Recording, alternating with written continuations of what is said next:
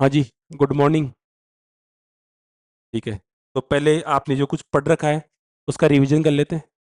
आपको कितना क्या याद रहा, और याद रहता ही है वैसे अगर पढ़ते हो तो। जैसे एक लास्ट टाइम हमने पढ़ा था पीएच स्केल, याद है क्या? पीएच स्केल कौन सा था? पीएच स्केल कौन बताएगा? हाँ, क्या बताना है ये पहले कंफर्म करोगे सर, बताना क्या है? पीएच स्केल क्या करता है? अब हिंदी वाले बताओ। आर्द्रता। हाँ, पदार्थ की कोई प्रकृति है। किसकी? पदार्थ की प्रकृति। प्रकृति का मतलब वो अम्लीय है या क्षारीय है, वो एसिड है या बेस है। इसको डिसाइड करता है कौन? PH scale. पीएच स्केल बनाया किसने था? शाबाश, किसने बनाया था? सोरेनसन ने बनाया था। एक से लेकर, सॉरी, 0 से लेकर 14 तक होती है, 14 तक, और बीचों बीच में कौन होता है? जो 0 से लेकर 7 के बीच में, वो तो कैसा है? एसिड है, यानी कि अम्ल है।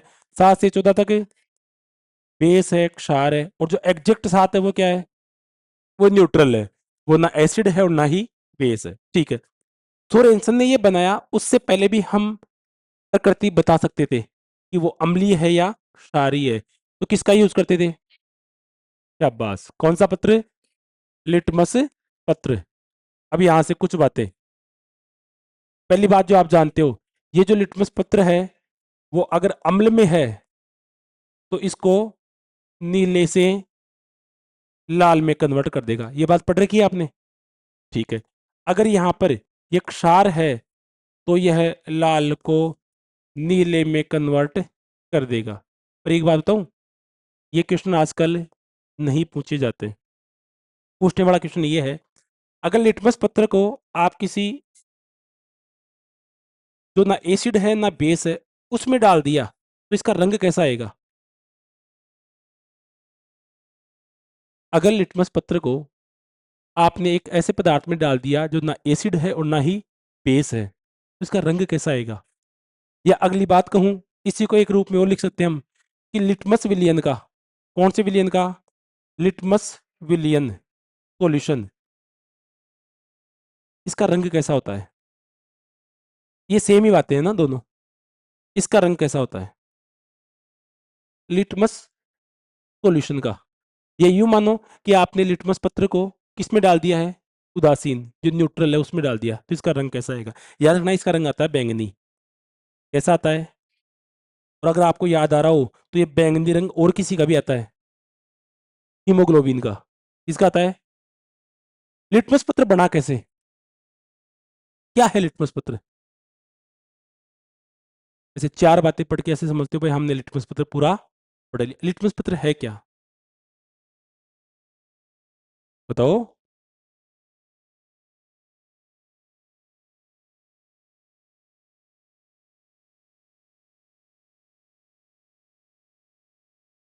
हाँ, लिटमस पत्र किसका बना होता है आगे हम पढ़ेंगे।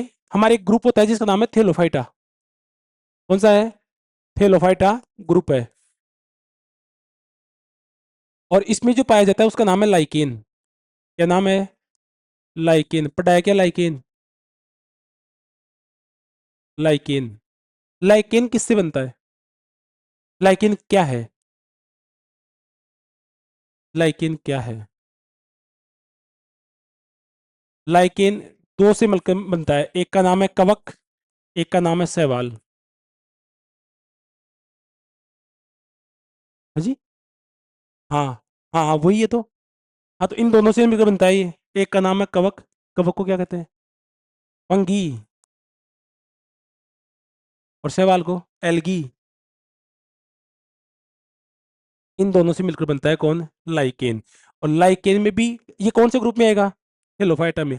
अब एक स्पेशल लाइकेन है जिससे मिलके क्या बनता है? लिटमस पत्र, और उसका नाम है रोसेला। क्या नाम है? रोसेला। अब पूरी बात को एक साथ समझो। रोसेला नामक लाइकेन, जो कि थिलोफाइटा समूह का सदस्य है, ये क्या बनाता है? लिटमस पत्र बनाता है। क्या बनाता है? और ये लिटमस पत्र क्या करता है? किसी भी पदार्थ की प्रकृति को डिसाइड करता है कि वो एसिड है या बेस है। अम्लीय है या क्षारीय है, याद रहेगा। अब एक आपसे क्वेश्चन, आप क्या ये बता सकते हो कि कौन कौन से ऐसे हैं जो इसके अलावा पदार्थ की प्रकृति का निर्धारण करते हैं? लिटमस पत्र के अलावा और कौन है ऐसा सिस्टम जो इनकी प्रकृति को डिसाइड करता है? टर्मरिक, ठीक है, एक तो ये आ गया टर्मरिक। हल्दी क्या होती है? हल्दी, ठीक है। और बताओ इसके अलावा, इसके अलावा और कौन कौन है? देखो वास्तविकता तो ये है कि क्वेश्चन ऐसे ही पूछे जाते हैं कि इसके अलावा, क्योंकि इसको हर कोई जानता है लिटमस को, तो इनके अलावा और कौन कौन है जो ये काम करते हैं, जिनमें एक तो कौन आ गया? हल्दी, और बताओ।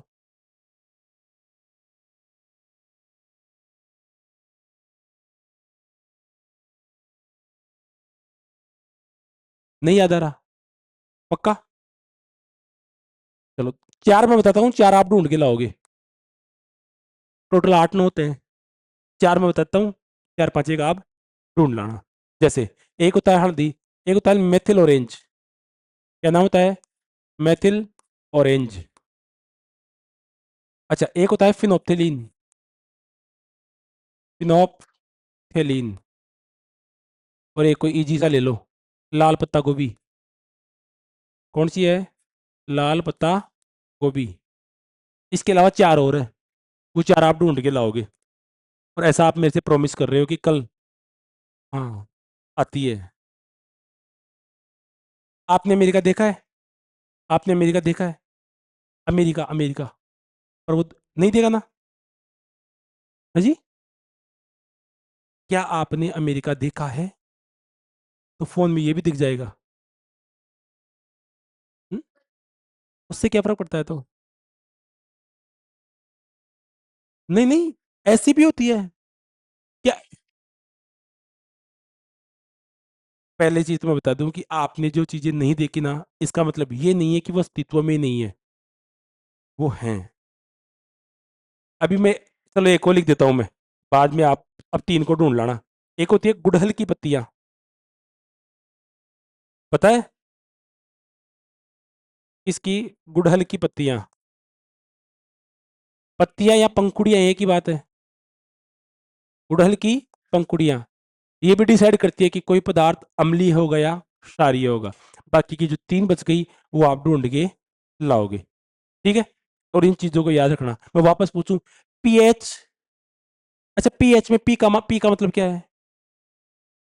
पीएच में भी पी का मतलब पूछ सकता है ना कोई भी एग्जामिनर, और जिस दिन पूछेगा उस दिन सबके सब ढेर होंगे। पी का मतलब क्या है? ऑप्शन ले लो। क्या बात है, ऑप्शन के साथ में आप हमेशा होते हो। पीएच में पी का अर्थ है, option first, potential. Option two, protect. Option three, कुछ भी ले लो, potence. Option four, popular.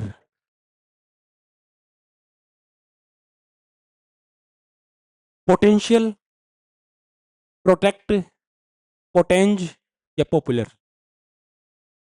P का मतलब क्या है? जी, ऑप्शन ऑप्शन थर्ड, ठीक है। और कोई? A option, potential. किस पोटेंशियल के साथ में कौन कौन है? अच्छा, आप ही हो। आप किसके साथ में हो? क्या आपने पीएच का नाम सुना है? पीएच का नाम सुना है? तो आपने कभी इस पे गौर नहीं किया भाई पीएच होता क्या है? पीएच तो स्केल होता है, पी क्या होता है, एच क्या होता है, ये क्या होते हैं? किसी की तो शॉर्ट फॉर्म होगी। आपने ओटीपी का नाम सुना है? ओटीपी क्या होता है? तो आपको कभी मोबाइल में से ओटीपी लिखा हुआ आया था, तो उसके आगे इसकी short form, sorry full form भी थी क्या? One time password. नहीं थी ना? फिर भी आपको पता है ना? तो फिर इसमें भी बताओ। आपने जहां कहीं भी पढ़ा होगा, क्या पढ़ा होगा? पीएच, जिसकी कोई ना कोई फुल फॉर्म तो होती है। पी का मतलब क्या है? एस का मतलब है हाइड्रोजन आयंस। पी का मतलब क्या है?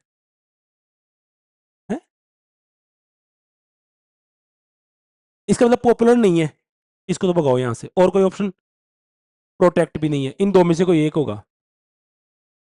फर्स्ट ही है? नहीं, थर्ड है। ये पोटेंज होता है। हाँ, ये लेटिन भाषा का शब्द है और इसका मतलब होता है पोटेंशियल, शक्ति।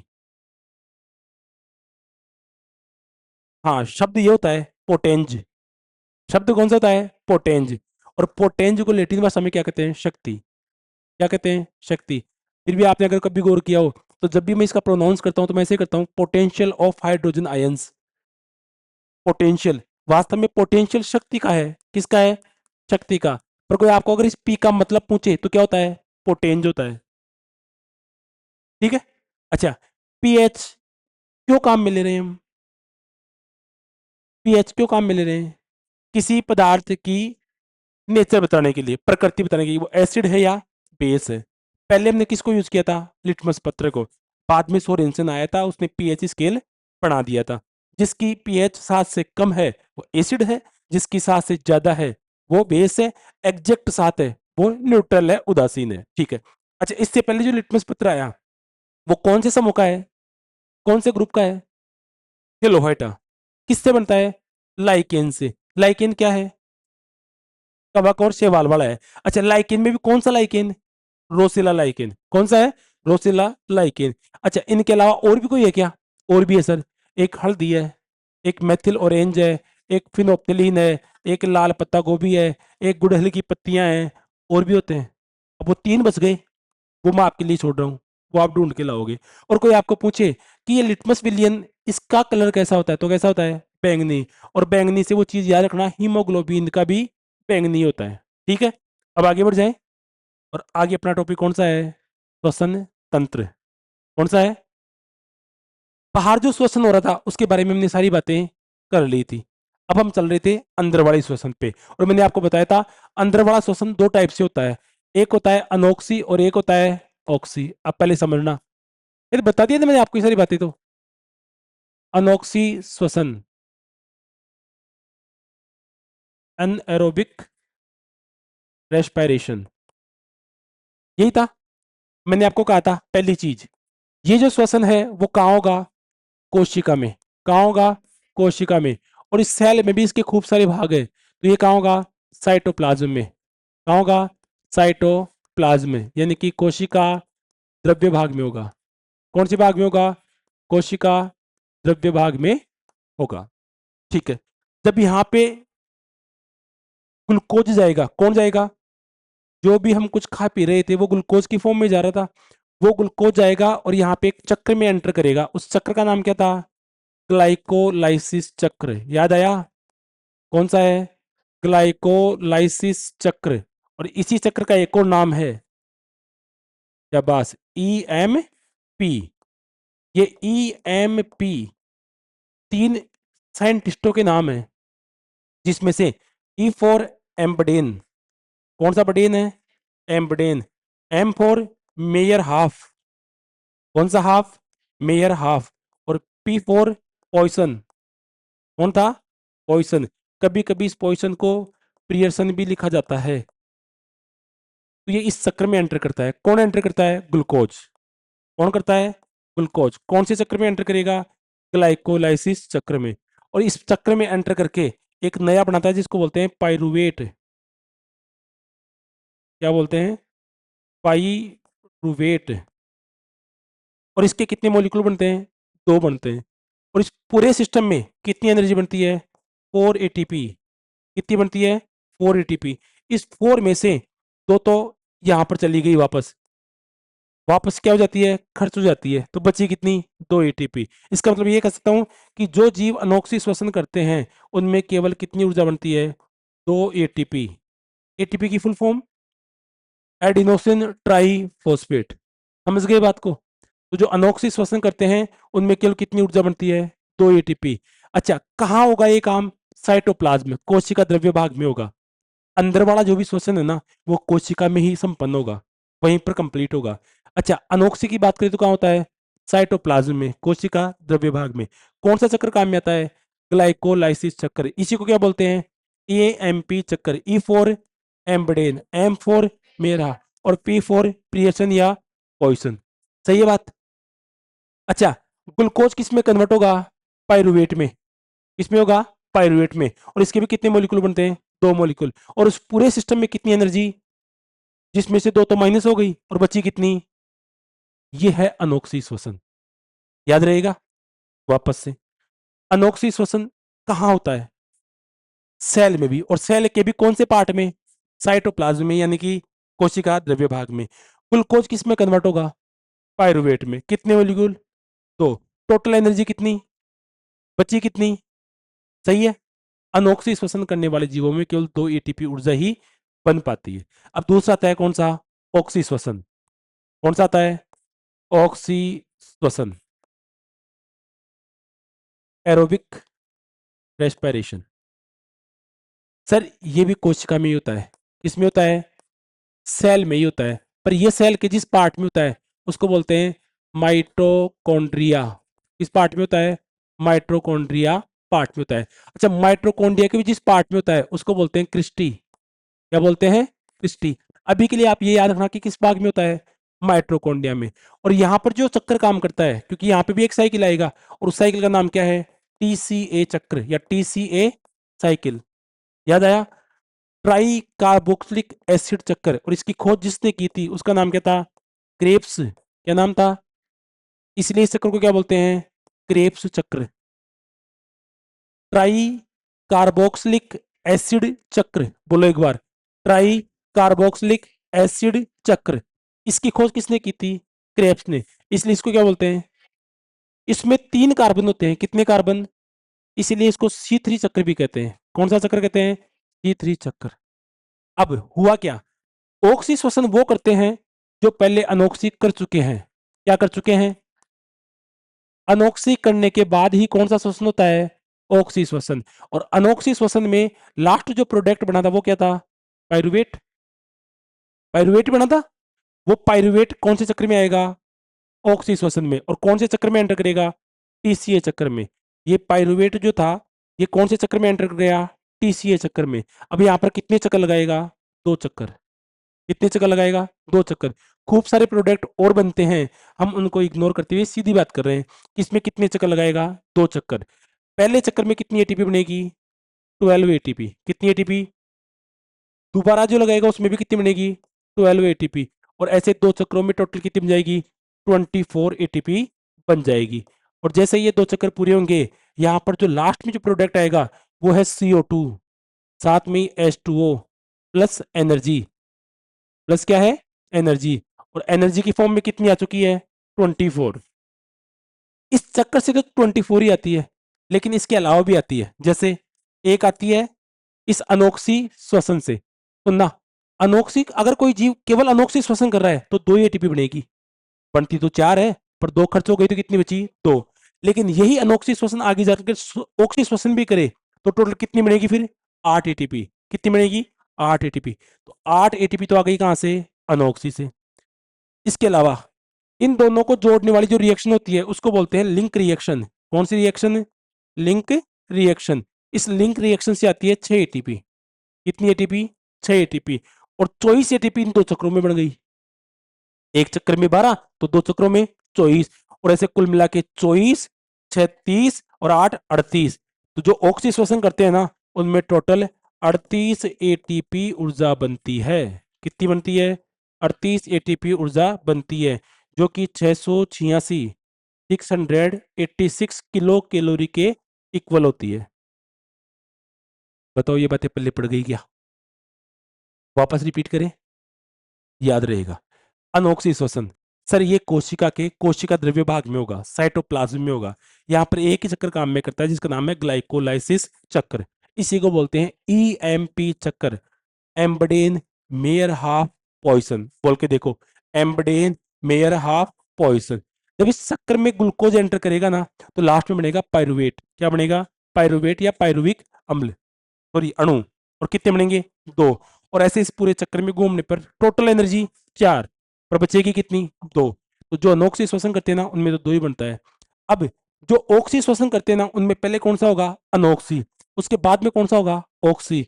और ये जो ऑक्सी श्वसन है ये सेल के माइटोकॉन्ड्रिया पार्ट में होता है। कौन से पार्ट में होता है? माइटोकॉन्ड्रिया पार्ट में होता है, ठीक है। अच्छा, माइटोकॉन्ड्रिया के भी किस भाग में होता है? क्रिस्टी भाग में होता है। आगे बता दूंगा मैं क्या होता है। यहां पर भी एक चक्र काम करता है जिसका नाम क्या है? टीसीए चक्र। इसकी खोज किसने की थी? इसीलिए इस चक्र को क्या कहते हैं? और इसमें कितने कार्बन होते हैं? 3 कार्बन होते हैं, इसलिए इसको क्या बोलते हैं? C3 carbon. अब वो जो पायरुवेट है वो एंटर करेगा टीसीए चक्र में, और यहाँ पर कितने चक्कर लगाएगा? 2 चक्कर। एक चक्कर में कितनी बनती है? तो 2 चक्रों में, और लास्ट में बनेगा क्या? CO2 H2O और एनर्जी, ठीक है। ओके। अच्छा, 24 तो ये बन गई। इसके अलावा अनोक्सी से कितनी बनेगी? 8 एटीपी। और लिंक रिएक्शन से कितनी बनेगी? 6 एटीपी। और ऐसे सबको जोड़ जाड़ के टोटल कितनी बन गई? 38 एटीपी। ATP adenosine triphosphate. और ये कितने के बराबर होती है? 686 किलो कैलोरी के बराबर। अच्छा, एक बार किलो को छोड़ो, किलो का मतलब 1000 होता है। कैलोरी है, कैलोरी क्या है? कैलोरी क्या है? ऐसे समझो, मैं कहूं कि मैं 5 किलोमीटर जाके आया हूं, 5 तो कोई डिजिट आ गया ना। किलोमीटर क्या है? दूरी का मात्रक, डिस्टेंस की यूनिट है। वैसे मैं कहूं कि कितनी ऊर्जा बन रही है? 686 किलो कैलोरी। किलो को छोड़ो एक बार आप, तो 686 को छोड़ो, कैलोरी क्या है? ऊष्मा का मात्रक, हीट का यूनिट हो गया ना। अच्छा, ऊष्मा के कितनी मात्रक? ऊष्मा के कितने मात्रक होते हैं? दाब के कितने होते हैं? प्रेशर के याद करवा रखे हैं ना, कितने होते हैं? 4 बता पहले, कौन कौन से हैं? टाइम तो बल का है, फोर्स का है। पास्कल, बार, केल्विन टेम्परेचर का है। पास्कल, बार, टोर, तीनों तो याद करवा रखे हैं। पास्कल, बार, टोर। अब आपने कहा केल्विन, वो टेम्परेचर का है। आप ही ने तो कहा था अभी। पीछे से किसने कह दिया रे? हाँ, अब टेम्परेचर भी याद कर लो। कौन कौन से होते हैं? Degree Celsius, degree Fahrenheit, degree rumour, rumour, और एक कौन सा होता है? केल्विन। कितने होते हैं? 4। और भी खूब सारे हो सकते हैं। अच्छा, मोस्टली हम काम 3 नहीं लेते हैं, डिग्री सेल्सियस, डिग्री फारेनहाइट और केल्विन। र्यूमर भी काम में नहीं लेते हैं, याद रहेगा। वैसे ये कैलोरी किसका है? ऊष्मा का है, हीट का है, ऊष्मा या ऊर्जा का है। इसके भी 3 होते हैं। कितने होते हैं? 3 होते हैं। कौन कौन से होते हैं? एक का नाम है BTU, ब्रिटिश थर्मल यूनिट, बोल के देखो। दूसरा होता है जूल, पहले कैलोरी को ले लो। दूसरा होता है कैलोरी, और तीसरा होता है जूल, याद रहेगा। एक अर्ग भी होता है, पता हो तो। अर्ग, अर्ग नहीं सुना? सुना है? अब वो क्या है, सारा ऐसे मिक्स हो जाएगा फिर। मैंने आपको बता रखा 10 की पावर 5, 10 की पावर 7, 10 की पावर 8 और 10 की पावर 4 बता रखा ना, 4। याद है क्या? 1 न्यूटन में कितने डाइन? 5 होते हैं, 4 कब से होने लगे? और 1 जूल में कितने अर्ग? 10 की पावर है। फिर मैंने आपको याद करवाया था कि एक 5 से ऊपर है, एक 7 से नीचे। जो 5 से ऊपर है वो कौन है? टेस्ला। एक टेस्ला बराबर 10 की पावर 4 गॉस। गॉस बोला होगा मैंने, याद ही नहीं रहता है आपको। छोड़ो, पहले इसी पे फोकस करते हैं, फिर वो बाद में याद कर लेंगे। हाँ, तो दोनों बातें समझ में आ गई। अब किसकी बात आती है? माइट्रोकॉन्ड्रिया की। पढ़ा तो होगा पहले कभी माइट्रोकॉन्ड्रिया को, जानते हो क्या इसके बारे में? माइटोकॉन्ड्रिया, पहली बात, ये क्या है? लिखने पे फोकस मत करना, चीजों को समझो, याद करो। ये कौन है? ये सर कोशिका का एक भाग है। क्या है? कोशिका का एक भाग है। और जैसे ही मैं कोशिका बोलता हूं, आपको 5 चीजें याद आनी चाहिए। याद आती है क्या? अगर याद आ रही है तो आपकी स्टडी सही डायरेक्शन में जा रही है, और अगर याद नहीं आ रही है तो भाई साहब दिक्कत है फिर। पहली बात, 1665 याद आया?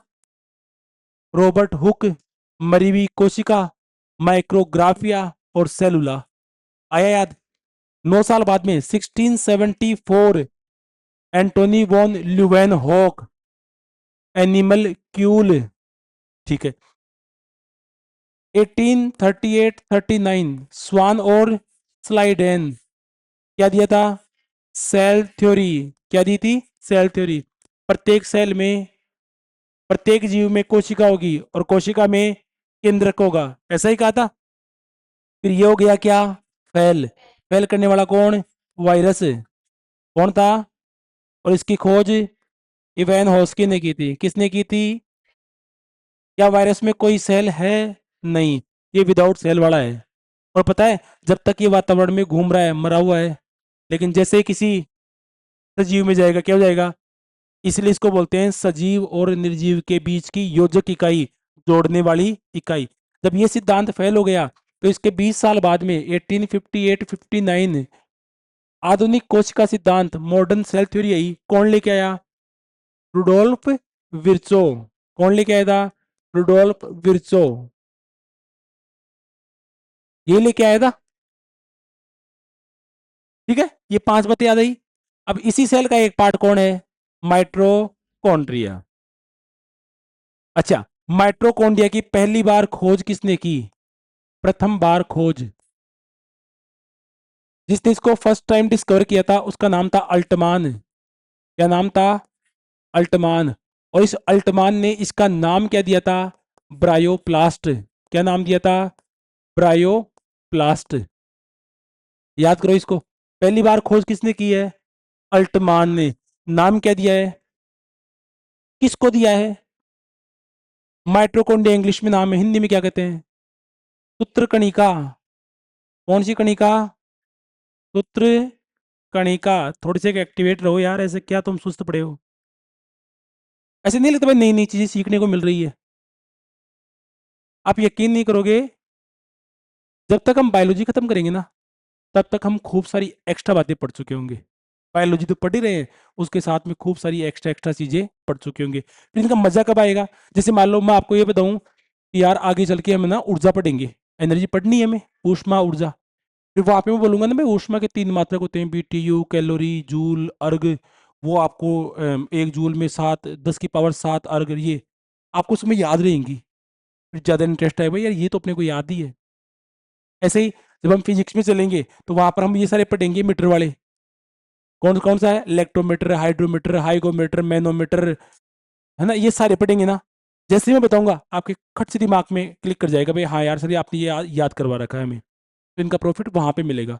तो जितना हो सके ना उतना चीजों को याद करने की कोशिश करो। इसीलिए मैं इनको 5-5 6 6 बार बताता हूँ आपको, ताकि दिमाग में फिक्स हो जाए ये। माइट्रोकॉन्ड्रिया यहाँ का पार्ट नहीं है, पर ये नाम आ गया तो मैं चाहता हूँ कि कोशिका का कम से कम एक पार्ट तो यहीं पे क्लियर कर लो आप, ताकि मैं उस समय जब आपको बोलूँ तो आपको ये सारी बातें याद होनी चाहिए। अब बताओ, माइट्रोकॉन्ड्रिया को हिंदी में क्या कहते हैं, सूत्रकणिका। पहली बार डिस्कवरी किसने की है, क्या नाम दिया, पर इसने इसके सभी कार्यों को नहीं बता पाया ये, भाई ये क्या क्या काम करेगा ये बता ही नहीं पाया।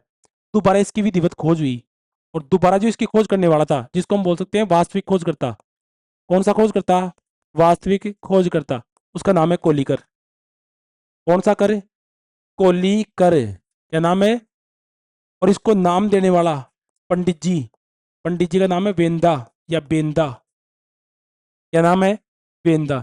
एक और व्यक्ति आया था जिसका नाम था फ्लेमिंग। कौन आया था, फ्लेमिंग। और फ्लेमिंग ने इसको नाम दिया था फाइला। क्या नाम दिया था, फाइला। वापस से याद करो, पहली बार खोज किसने की है, क्या नाम दिया, दोबारा खोज किसने की, नाम किसने दिया, फ्लेमिंग ने इसको क्या नाम दिया। अच्छा, हमें ये पता है कि सर ये जो सिस्टम है ना, ये पावर हाउस है।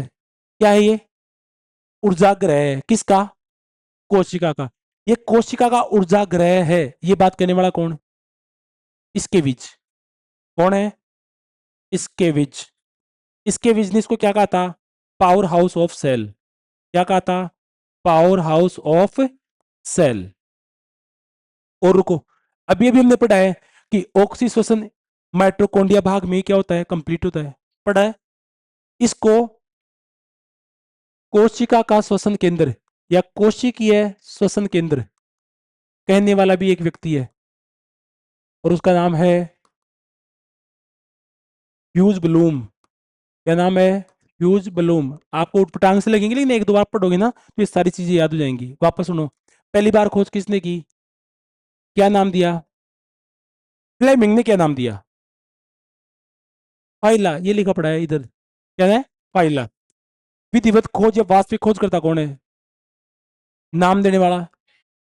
यह कोशिका का ऊर्जा ग्रह है, ये कहने वाला। यह कोशिका का श्वसन केंद्र है, ये कहने वाला। और एक नाम और है। यहाँ पे क्या बनेगी? ऊर्जा। यहाँ पे क्या बनेगी? ऊर्जा। और यहाँ की ऊर्जा को ऊर्जा मुद्रा,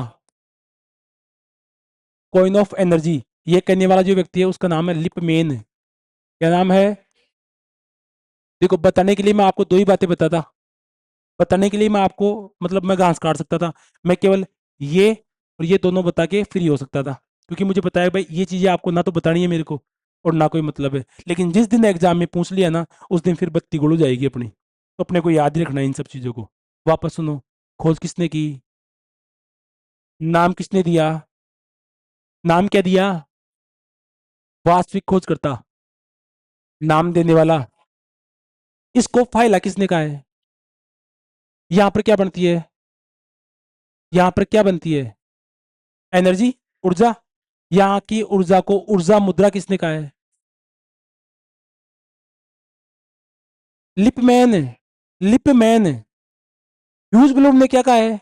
कोशिका का श्वसन केंद्र है ये, क्योंकि यहाँ पे श्वसन होता है। और कौन सा श्वसन होता है? Oxy aerobic. क्या होता है? एरोबिक या ऑक्सी श्वसन होता है। और ऑक्सी श्वसन में कितनी ऊर्जा बनती है? 38 एटीपी। और एटीपी की फुल फॉर्म क्या है? Adenosine try phosphate. यह कोशिका का ऊर्जा ग्रह है, ये कहने वाला कौन? इसके बीज। कौन है? इसके बीज। अरे याद करो रे। वापस से सुनना। अल्टमान ने क्या नाम दिया है? ब्रायोप्लास्ट। वास्तविक खोजकर्ता को लेकर। नाम देने वाला फ्लेमिंग ने। इसके बीज ने। ऊर्जा मुद्दा किसने कहा है? इसको नहीं कहा है। इसमें जो ऊर्जा बनती है ना, उसको ऊर्जा मुद्रा कहा है किसने? कोशिका का श्वसन केंद्र है। अब याद रहेगा। और माइट्रोकॉन्ड्रिया है क्या? सूत्रकणिका है। क्या है ये? अगर आप दिखने की बात करो तो ये ऐसा सा दिखता है भाई।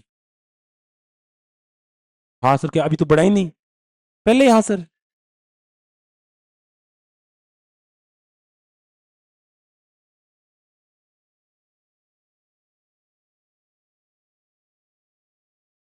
अरे क्या बन रहा है तो?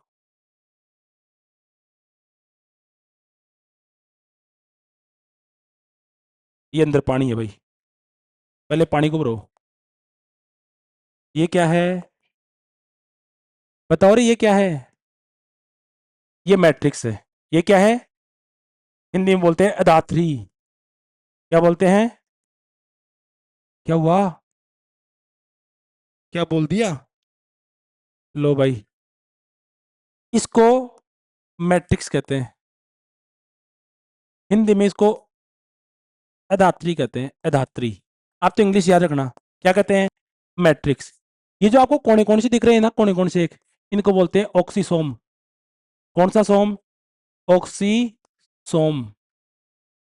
फिर आप में बीच बीच में से एक कुछ ऐसी आकृतियां दिखेंगी, ऐसी। इधर होती है, इधर होती है, ऐसे बीच बीच में होती है। ये जो आपको दिख रही है ना, ये है राइबोसोम। ये कौन है? और पता है राइबोसोम भी दो टाइप के होते हैं। एक 70S 70S और एक 80S 80S। 70 80 दो होते हैं। ये 70 वाले हैं। ठीक है। यहीं पर आपको एक और आकृति दिखेगी। वो यहाँ दिखेगी, ऐसे। और ये है कौन? डीएनए। ये कौन है? डीएनए। और कैसा कैसा दिख रहा है? गोल गोल सा दिख रहा है ना, इसको बोलते हैं वृत्ताकार डीएनए, सर्कुलर डीएनए। ठीक है। फिर और भी आपको खूब सारी चीजें दिखेंगी। जैसे इसके ऊपर आपको छोटी सी ऐसे आकृति दिखेगी, ऐसे, इन सब के ऊपर। और इसको बोलते हैं क्रिस्टी। क्या बोलते हैं? याद आया कुछ क्रिस्टी से? वास्तव में ऊर्जा यही बनती है। कौन से भाग में? क्रिस्टी भाग में ही बनती है। ठीक है। अच्छा, कितनी परतें दिख रही है? दो। एक तो बाहर वाली और एक अंदर वाली। तो ये कैसा होता है? डबल लेयर होती है इसकी। कैसी होती है? दोहरी परत होती है। और एक खास बात बताऊं क्या? जिनमें वृत्ताकार डीएनए होता है ना, उनको बोलते हैं अर्ध स्वायत्त शासी कोशिकांग। ये क्या होते हैं सर? नाम पढ़ा है क्या कभी? Semi autonomous organ of cell पढ़ा है? नहीं पढ़ा। क्या होता है? अर्ध स्वायत्त शासी कोशिकांग क्या होते हैं? अपना जो मकान है, अपना जो घर है, वहां पे जो सबसे बड़ा आदमी है, दादाजी या पिताजी, कंट्रोल उन्हीं का है। कोशिका का भी अपना मकान है, जिसका पिताजी कौन है? केंद्रक। केंद्रक पर या केंद्रक के द्वारा पूरी कोशिका की जो पूरी कोशिका है ना, वो कंट्रोल रहती है। पर जिनमें वृत्ताकार डीएनए पाया जाता है ना, सर्कुलर डीएनए पाया जाता है ना, उनमें कुछ काम वो एक्स्ट्रा कर लेते हैं बिना केंद्रक की। समझ गए बात को? जैसे मान लो कि मेरे घर में नहीं, आपके घर में लो। जैसे मान लो आपके घर में आप कल को 3 स्टार बन गए, तो कुछ काम तो आपकी मर्जी से भी कर लोगे ना। मैं पापा बोले वही जरूरी थोड़ी है, कुछ काम आप अपनी मर्जी से भी कर लोगे। इसका मतलब आप स्वतंत्र हो गए। अब थोड़े बहुत कामों में क्या हो गए? स्वतंत्र हो गए। कोशिका में ऐसे दो ही पार्ट हैं जो थोड़े बहुत काम अपनी इच्छा से कर सकते हैं। एक तो है कौन? माइटोकॉन्ड्रिया। एक तो कौन है? माइटोकॉन्ड्रिया। और एक है क्लोरोप्लास्ट। एक कौन है? क्लोरोप्लास्ट, हरित लवक। ये दो ही लोग ऐसे हैं जो कुछ काम केंद्र की बिना अनुमति के भी कर लेते हैं। और केंद्र की अनुमति के बिना वही लोग कर सकते हैं जिनमें क्या पाया जाता है? और जिनमें वृत्ताकार डीएनए पाया जाता है, उनको क्या बोलते हैं? अर्ध स्वायत्त शासी कोशिकांग कहते हैं। अब इतनी सारी बातें याद करनी है, रह जाएगी दिमाग में, मैं कल वापस से पूछ लूंगा। आपको ये स्ट्रक्चर याद करने की कोई जरूरत नहीं है। आपको याद क्या करना है कि सर इसमें ऑक्सीसोम होते हैं, इसमें क्रिस्टी होती है, इसमें राइबोसोम होते हैं, इसमें मैट्रिक्स होता है, इसमें वृत्ताकार डीएनए होता है। और इसको क्या कहते हैं? अर्ध स्वायत्त शासी कोशिकांग, semi autonomous organ of cell. और ऐसे अपनी कोशिका में केवल दो ही हैं। एक तो कौन है? माइटोकॉन्ड्रिया। और एक कौन है? क्लोरोप्लास्ट। याद रहेगा? पक्का? कल भूल जाओगे। अब सब बातों को लिख ले एक साथ करके। हाँ सर, लिखवा दो बस, क्योंकि लिखवाने की तो मैं जल्दी रहती है। यहां से लिखना स्टार्ट करो।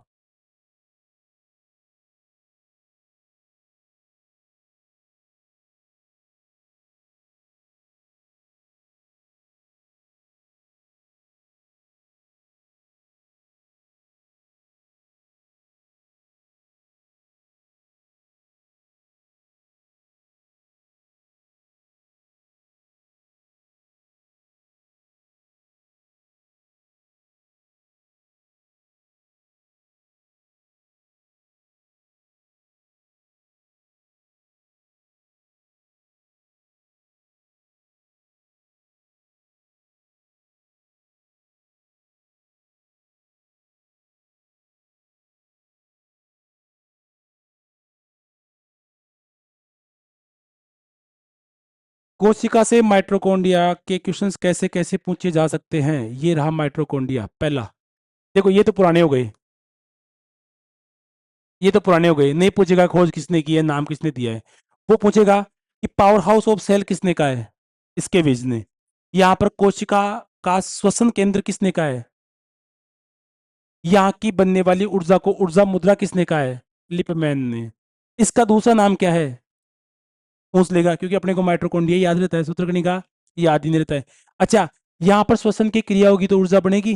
वास्तव में ये श्वसन की क्रिया किस पार्ट में होती है? क्रिस्टी पार्ट में होती है। यहाँ पर कैसी परत होती है? दोहरी परत होती है। कौन सा भाग माइटोकॉन्ड्रिया से संबंधित नहीं है? 1 2 3 तो ये दे दिया, चौथा कोई और दे देगा। तो ये इससे भाई अपने को याद रखने में ऑक्सीसोम, क्रिस्टी, राइबोसोम, मैट्रिक्स, वृत्ताकार डीएनए, ये सारे किसके पार्ट होते हैं? इसके पार्ट होते हैं। अच्छा, वृत्ताकार डीएनए दो में मिलेंगे, एक इसमें माइटोकॉन्ड्रिया में और एक इसमें हरित लवक में। ऐसी चीजों को याद रखना पड़ेगा, ऐसे ही पूछता है वो।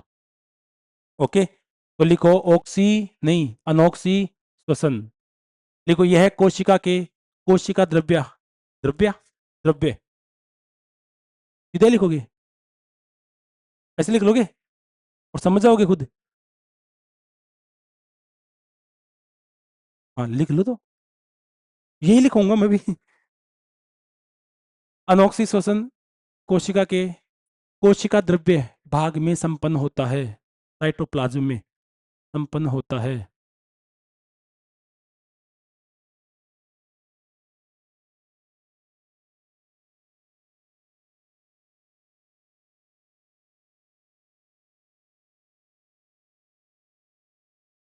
यहां पर ग्लाइकोलाइसिस चक्र, यहां पर ग्लाइकोलाइसिस चक्र ऑब्लिक ईएमपी चक्र, यहां पर ग्लाइकोलाइसिस चक्र ऑब्लिक ईएमपी चक्र, ईएमपी ये रहा, मनी प्रॉब्लम चक्र कार्य करता है।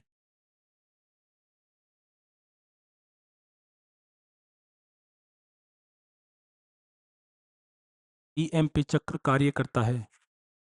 एक नीचे स्टार लगा के ईएमपी का पूरा नाम भी लिख दो उसी पेन से, पेन चेंज नहीं करो। ईएमपी एम्बडेन मेयर हाफ और पॉइसन,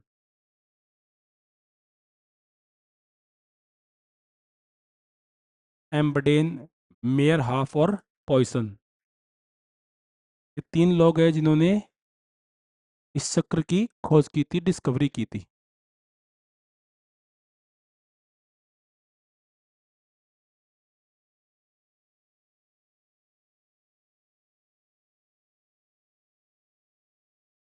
लिख लिया?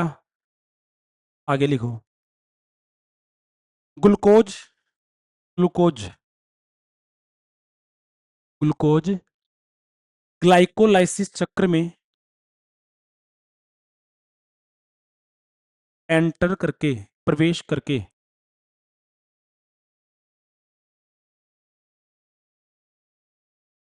ग्लूकोज ग्लाइकोलाइसिस चक्र में एंटर करके, प्रवेश करके 4 एटीपी ऊर्जा का निर्माण करता है। 4 एटीपी ऊर्जा का निर्माण करता है। 4 एटीपी ऊर्जा का निर्माण करता है एवं अंतिम उत्पाद के रूप में, लास्ट प्रोडक्ट, अंतिम उत्पाद के रूप में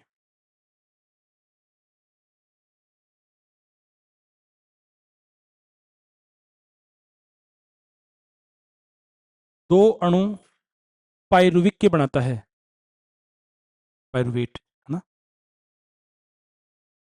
लास्ट प्रोडक्ट के रूप में 2 मॉलिक्यूल पाइरुवेट के बनाता है, पाइरुविक के बनाता है।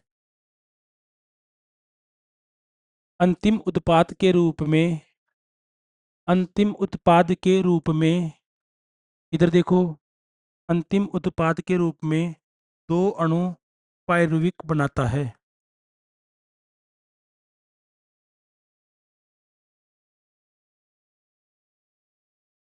इस चक्र में 2 एटीपी ऊर्जा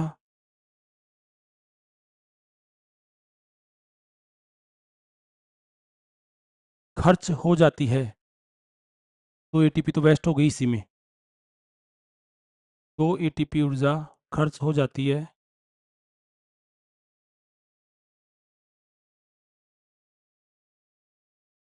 शुद्ध रूप से, प्योर फॉर्म में शुद्ध रूप से 2 एटीपी ऊर्जा ही मिलती है। 2 एटीपी ऊर्जा ही मिलती है।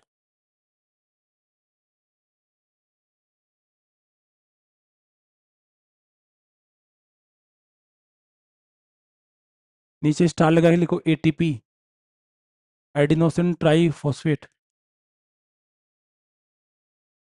ATP, adenosine triphosphate.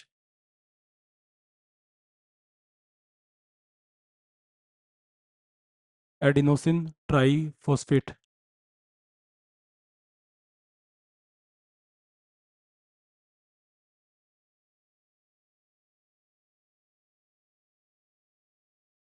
ठीक है, आगे लिखो इसमें। अब इसमें तो हो गया पूरा, अब कौन सा आएगा? एटीपी लिख लिया पूरा, एडिनोसिन ट्राईफॉस्फेट। अगला लिखो ऑक्सी श्वसन, ऑक्सी श्वसन, ऑक्सी श्वसन। बताओ पहली लाइन क्या लिखोगे? लिख दो।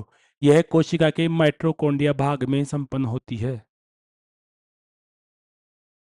यह कोशिका के माइटोकॉन्ड्रिया भाग में संपन्न होती है।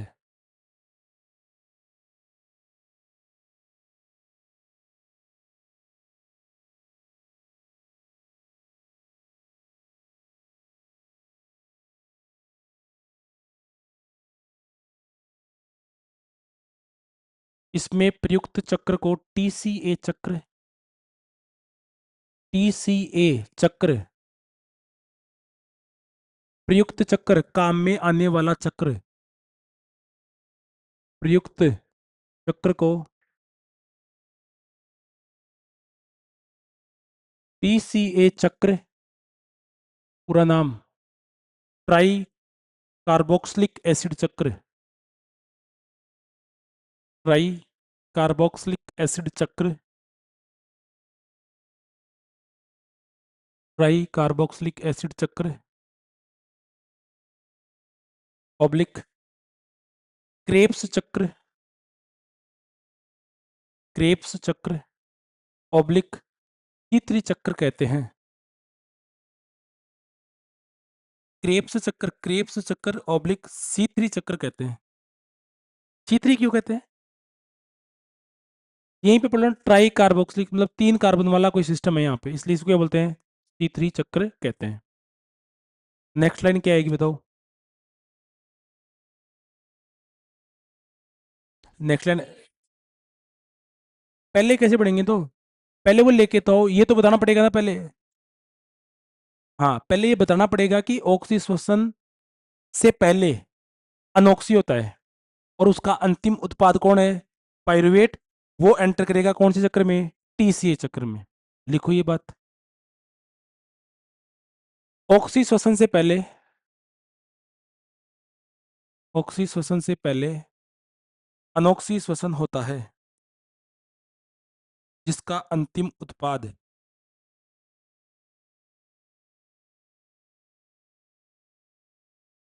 जिसका अंतिम उत्पाद पाइरुविक अणु,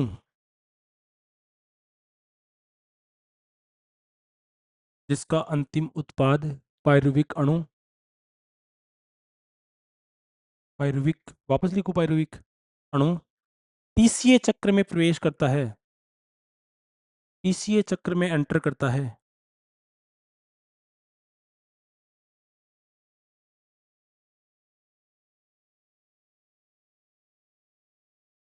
टीसीए चक्र में एंटर करता है, ऐसे लिखते हैं।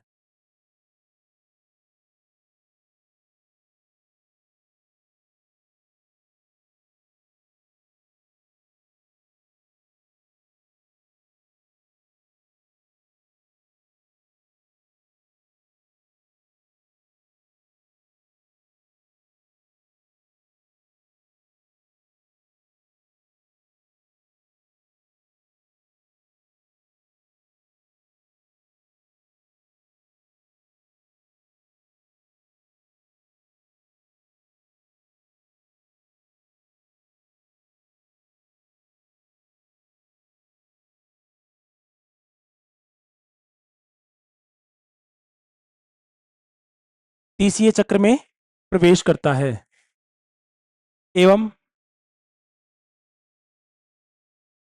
दो साइकिल पूरे करता है, 2 चक्र लगाता है, 2 चक्र लगाता है। प्रत्येक चक्र में 12 एटीपी ऊर्जा का निर्माण करता है।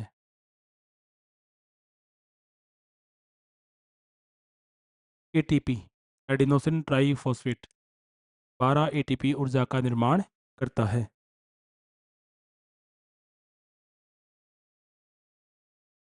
एवं अंतिम उत्पाद के रूप में, एवं अंतिम उत्पाद के रूप में CO2 carbon dioxide, H2O,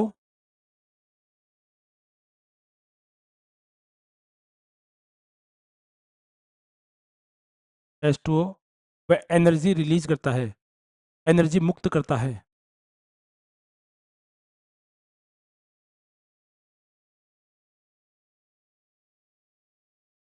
energy मुक्त करता है। नीचे स्टार लगा के लिखो, ऑक्सी श्वसन में निर्मित एनर्जी।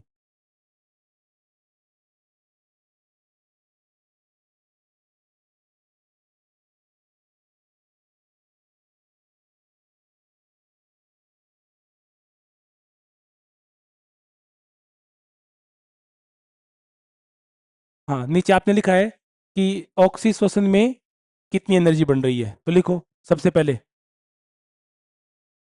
अनोक्सी श्वसन से बनने वाली ऊर्जा 8 एटीपी, नंबर एक। अरे अनोक्सी से नालायको, वापस रुको, मैंने एक आया कि ऑक्सी श्वसन में निर्मित ऊर्जा, उसमें नंबर एक पे लिखो अनोक्सी श्वसन से निर्मित ऊर्जा 8 एटीपी। पहले अनोक्सी से आएगी ना, हम किसकी बात कर रहे हैं कि ऑक्सी श्वसन में कितनी ऊर्जा बनी, तो पहले कहां से आएगी, अनोक्सी से कितनी आएगी, 8 एटीपी, यही तो बता रहा हूं। तुम ऐसे चुकड़ कैसे जाते हो। हाँ आगे लिखो, लिंक रिएक्शन, योजक अभिक्रिया, लिंक रिएक्शन से 6 एटीपी, एडिनोसिन ट्राइफॉस्फेट, बोलते रहो ताकि एटीपी तो याद हो जाए।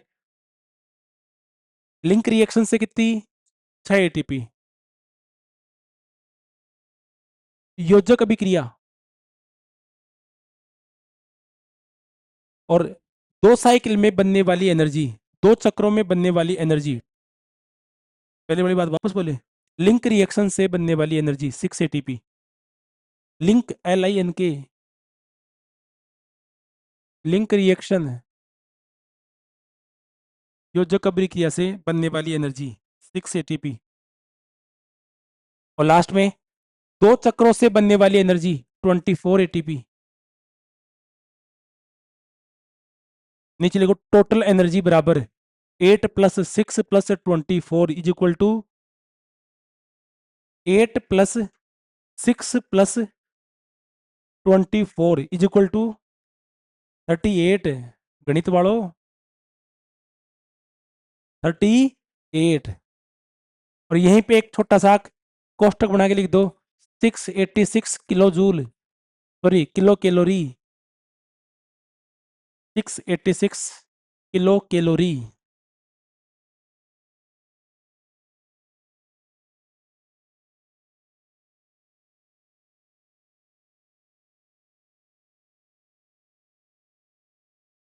बन गई। और अपना अंतिम उद्देश्य भी क्या था, लास्ट एम भी क्या था, श्वसन तंत्र को पढ़ने का यही एम था कि कुल मिला के क्या बढ़नी चाहिए, एनर्जी।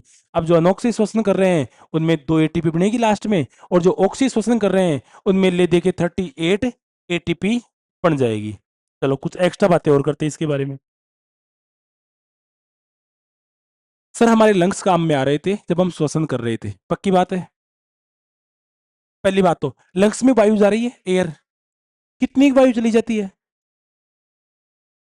ऐसे तोल के देख सकते हैं क्या, नहीं। कोई तो ऐसा सिस्टम बना होगा जिसे हम बता सके भाई देखो सर, जब आप ऐसे नॉर्मल खड़े होकर सांस लेते हो ना, तब तो इतनी वायु जाती है, ऐसे लंबी लंबी सांसें लेते हो तब इतनी जाती है, और लास्ट इतनी जा सकती है। नहीं समझी बात को, वापस सुनो। अपने जो लंग्स हैं, अपने जो फेफड़े हैं, पहले दिन की स्टडी क्या कहलाती है, हाँ प्लमोनोलॉजी कहलाती है। अब इसमें क्या जा रही है, एयर जा रही है। अच्छा एयर जा रही है, तो एक तो भाई कितनी एयर जाती है, भाई जब हम नॉर्मली सांस ले तो कितनी जाती है, ठीक है। अच्छा हम थोड़ी लंबी लंबी सांस ले तो कितनी जाती है, और लास्ट कितनी जा सकती है, इन 3 बातों पे बात कर लेते हैं। अच्छा कितनी जा सकती है या कितनी जा सकती है, लास्ट कितनी जा सकती है, तो किसी ने तो इसको बताया होगा, और बताया होगा तो कोई ना कोई सिस्टम काम में लिया होगा। जैसे मैं कहूं कि एक बाल्टी में 5 लीटर दूध आता है, अब मेरे पास में लीटर होगा तभी बता पाऊंगा ना, तो अगर उसने बताया है तो उसने नापा होगा, मेजर किया होगा उसको, और जिससे करते हैं उसको बोलते हैं स्पायरोमीटर। कौन सा मीटर है, लो भाई वो 10 तो थे ही, ये 11वां और आ गया, नाम क्या है, स्पायरोमीटर। ये क्या करता है, हमारे लंग्स में कितनी एयर है उसके वॉल्यूम को बताता है। क्या बताता है, लंग्स में मतलब फेफड़ों में, लंग्स में एयर, वायु के, इसको वॉल्यूम को, आयतन को बताता है। किसको बताता है? आयतन को। वापस समझो, हमारे लंग्स में कितनी एयर गई है, उसका वॉल्यूम कितना है, ऐसा बताने वाला सिस्टम क्या कहलाता है? अच्छा, किसी ने स्पायरोमीटर का यूज किया और चेक किया। सबसे पहले जब हम सामान्य नॉर्मली श्वास ले रहे हैं और बाहर छोड़ रहे हैं, तो कितनी एयर अंदर जाती है और कितनी बाहर आती है, इसको बोलते हैं टीवी वैल्यू। कौन सी वैल्यू? TV value. पूरा नाम होता है टाइडल वॉल्यूम वैल्यू। वैसे इसको हिंदी में क्या बोलते हैं भाई? ज्वारीय आयतन। हिंदी का कल देख के बताऊंगा। ऐसे ही होता है शायद, ज्वारीय आयतन या जैविक क्षमता। हाँ, आयतन आ रहा है ना, हिंदी में बोलते हैं ज्वारीय आयतन। ज्वारीय आयतन। और ये जो वैल्यू होती है ना, ये लगभग होती है 500, 500 ml। कितनी होती है? 500 ml। अच्छा, 500 ml का मतलब कितना लीटर हो गया? 1/2 लीटर। जब हम नॉर्मल श्वास ले रहे हैं और छोड़ रहे हैं ना, तो कितनी वायु अंदर जाती है? आधा लीटर। कितनी जाती है? अच्छा, आप लंबी गहरी सांस लो, लंबी गहरी सांस लेते हैं तो कितनी जाती है, उसको बोलते हैं वीसी वैल्यू। कौन सी वैल्यू? VC value. पूरा नाम क्या होता है? Vital capacity. Vital capacity value. Hindi में क्या बोलते हैं? जैविक क्षमता। कौन सी क्षमता? जैविक क्षमता। और इसका जो वैल्यू होता है, इसका जो मान होता है, वो होता है 4600 ml। 4600 ml कितना होता है? तो इसको लीटर में चेंज करोगे तो लगभग 4.6 लीटर आता है। कितना आता है? 4.6 लीटर आ जाता है। ये कब है? जब हम लंबी सी श्वास अंदर की तरफ ले रहे हैं। लेकिन आप श्वास को अंदर खींचे और ऐसा खींचते रहो जब तक पितर नहीं हो जाओ, मतलब प्राण नहीं निकल जाए, तब तक खींचना है। अच्छा, जब आपके प्राण निकले, उस समय उन फेफड़ों में कितनी वायु थी, इसको मापता है टीएलसी। वो क्या होती है? TLC value. वो क्या होती है? TLC value. Total lungs capacity value. Hindi में क्या बोलेंगे? टोटल को क्या बोलते हैं? पूर्ण, कुल, कुल फेफड़ों की क्षमता। कुल फेफड़े तो क्या लिखेंगे? फुफ्फुसी क्षमता। नहीं नहीं, पूर्ण ही लिखो, या ऐसे लिख लो ना, फेफड़ों की कुल क्षमता। फेफड़ों की कुल क्षमता। ध्यान रहे, ये पूछा हुआ है। फेफड़ों की कुल क्षमता पूछा हुआ है। और इसकी जो कुल क्षमता होती है, वो होती है 5800 ml। कितनी होती है? 5800 ml, लगभग 5.8 लीटर। लेकिन गौर करना, जब ये क्वेश्चन पूछा गया था ना, तो ऑप्शन में 5.8 था ही नहीं, वहां पे था 6 लीटर। कौन था? 6 लीटर। तो अगर आपको 5.8 नहीं दिखे, तो इसके लगभग वैल्यू जो होती है अप्रोक्स, वो होती है क्या? 6 लीटर। तो आप 6 लीटर को भी सही कर सकते हो। जो जो बातें की मैं वापस रिपीट करता हूँ। हमारे लंग्स में कितनी एयर है, नॉर्मली कितनी होती है, लंबी सी सांस ले ले तो कितनी होती है, और पितरी हो जाए तो कितनी रहेगी। तीन चीजें आ गई। अच्छा, नॉर्मली जो होती है ना, उसको बोलते हैं टीवी। क्या बोलते हैं? TV value. Tidal volume, Hindi में ज्वारीय आयतन। आधा लीटर होती है। कितनी की होती है? अच्छा, लंबी लंबी सांसें लोगे तब लास्ट कितनी जा सकती है? 4.5 लीटर। 4600 ml जा सकती है। इसको बोलते हैं वीसी वैल्यू, वाइटल कैपेसिटी। अच्छा, लास्ट कितनी का सकती है? 5800 ml, लगभग 5.8 लीटर या 6 लीटर आ सकती है। इसको बोलते हैं TLC value, total lung capacity. अच्छा, ये अंदर जो वायु गई है, इसको मापा भी होगा हमने, और जिससे मापते हैं उसका नाम क्या है? स्पायरोमीटर। अब वापस आते हैं एक बार। इससे पहले आपने मीटर से खूब सारे नाम पढ़ रखे हैं। जैसे एक बार ट्राई करते हैं, आपको याद है क्या? सबसे पहले हाइड्रोमीटर। हाइड्रोमीटर बताओ क्या होता है? हाईग्रोमीटर आर्द्रता वाला है। ल्यूकोमीटर, ये क्या होता है? लैक्टोमीटर, दूध की शुद्धता, प्योरिटी ऑफ मिल्क, ठीक है। इसके अलावा स्पीडोमीटर, ये किसको बताता है, स्पीड को बताता है। ओडोमीटर, ये डिस्टेंस वाला है, ठीक है। और साउंड का ऑडियोमीटर, ऑडियोमीटर। और टेकोमीटर, टेकोमीटर आरपीएम वाला, है ना, टेकोमीटर। एमीटर, शाबाश, एमीटर विद्युत धारा। वोल्ट मीटर, विभवांतर। वोल्ट मीटर, अच्छा। मैनोमीटर, डिफरेंस ऑफ प्रेशर, रक्त के अंतर को मापता है कौन, मैनोमीटर। अच्छा, मैनो से एक और है, स्पिग्मो मैनोमीटर। स्पिग्मो मैनोमीटर, ये क्या करता है, ब्लड प्रेशर को मापता है। और बताओ, बैरोमीटर, ये भी तो याद किया था। बैरोमीटर क्या करता है, एटमॉस्फेयर प्रेशर को मापता है, वायु दाब को मापता है। और बताओ, स्पायरोमीटर, ये तो भी है, कौन सा है, स्पायरोमीटर, ये क्या करता है, लंग्स में एयर की वॉल्यूम को मापता है। नॉर्मली 500 होती है, खींच के ले लो तो 4600, और मरते दम तक खींच लो तो 5800, यही होता है। और कोई रह गया, कितने याद रहे, एक दो, कौन सा हो गए, 1 2 3 4 5 6 7 8 9 10 11 12 13, 13 तो याद हो गए, इतने तो करो कम से कम याद, ठीक है। तो ये उतारो,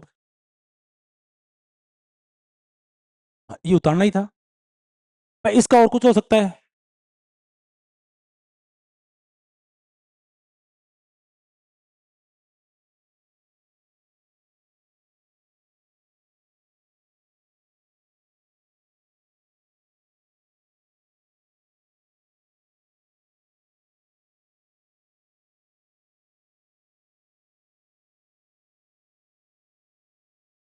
जल्दी से उतारो।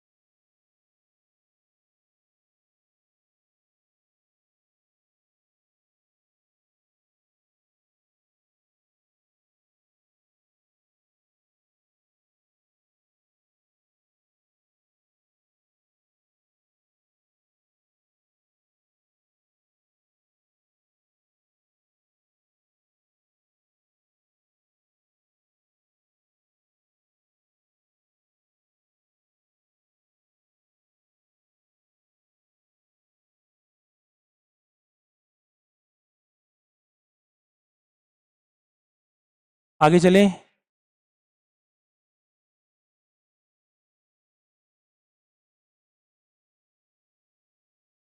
एक टॉपिक और पढ़ लो आज। अभी है ना कैपेसिटी।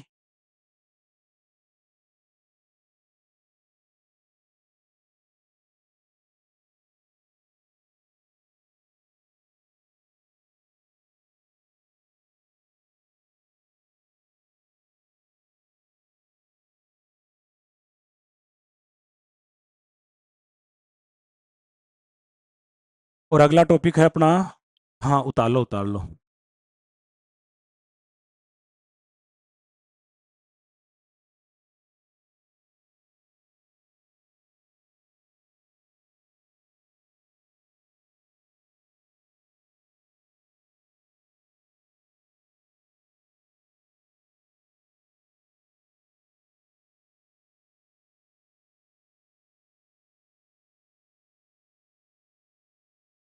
ये हिंदी वाले कभी कभी ऐसी बात करते हैं, इंग्लिश वाले सोचते हैं बात किस मैटर पे हो रही है, ये बताओ मुझे, ना टेस्ट टेस्ट बर्ड्स की बात हो रही थी। जीभ, जीभ, टंग। नहीं, मैं तुझे पूछूं, इसका अध्ययन स्टडी क्या कहलाती है, जीभ का जो स्टडी होती है, the study of tongue is glossology. बताया था ना। टीथ की स्टडी, ओडोंटोलॉजी, ब्लड की स्टडी, हीमेटोलॉजी, लीवर की स्टडी, बीसीएस की स्टडी, बीसीएस ब्लड, पूरी बात तो सुनो, ब्लड सर्कुलेशन सिस्टम की स्टडी। एंडोक्राइनोलॉजी क्या होती है?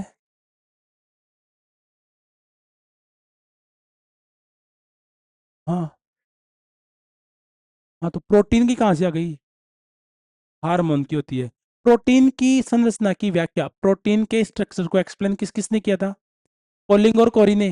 यार याद रखा करो ऐसे, ये हो गया क्या? आगे चले, लो लिखो फिर। अगला लिखो, श्वसन गुणांक। श्वसन गुणांक, रेस्पिरेशन कोफिशिएंट, रेस्पिरेशन कोफिशिएंट।